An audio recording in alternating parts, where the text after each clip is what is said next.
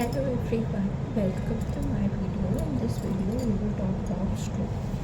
तो जैसे हमें पेपर में क्वेश्चन अटैम्प्ट करना होता है तो सबसे पहले हमें जो मेन है उसकी डेफिनेशन जो है एग्जैक्ट पता होनी चाहिए कि इंप्रेशन अच्छा पड़े।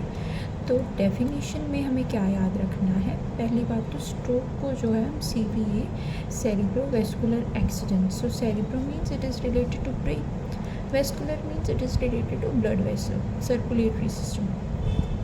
अब इसमें कोई डिस्टर्बेंस हुई है तो उसे हम कह देते हैं सेरिब्रोवैस्कुलर एक्सीडेंट। तो WHO क्या कहता है, WHO कहता है क्लिनिकल साइंस आ रही हैं, ठीक है, वो भी रैपिडली डेवलपिंग क्लिनिकल साइंस आ क्यों रही हैं कि फोकल या ग्लोबल डिस्टर्बेंस हुई है किसमें, ऑफ द सेरिब्रल फंक्शन।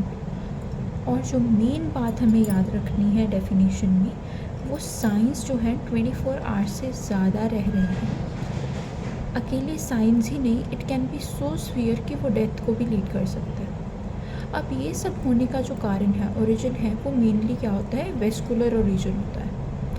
अब इस डिसफंक्शन की अगर हम बात करें तो उसमें ट्रांसिएंट इस्कीमिक अटैक्स नहीं आते क्योंकि वो 24 आवर्स के बीच बीच में उनके जो साइंस एंड सिम्टम्स हैं वो चले जाते हैं, ठीक है।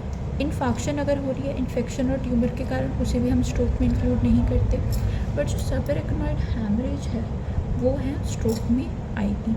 So this was all about definition. जो मेन याद रखनी है कि स्ट्रोक में हम उन्हीं क्लिनिकल साइंस को इंक्लूड करेंगे जो 24 आवर्स से ज़्यादा है। अगर वो 24 आवर्स से पहले रिजॉल्व हो रही हैं तो हम उसे स्ट्रोक के बीच में नहीं डालेंगे, कैटेगरी में नहीं रखेंगे। Thank you.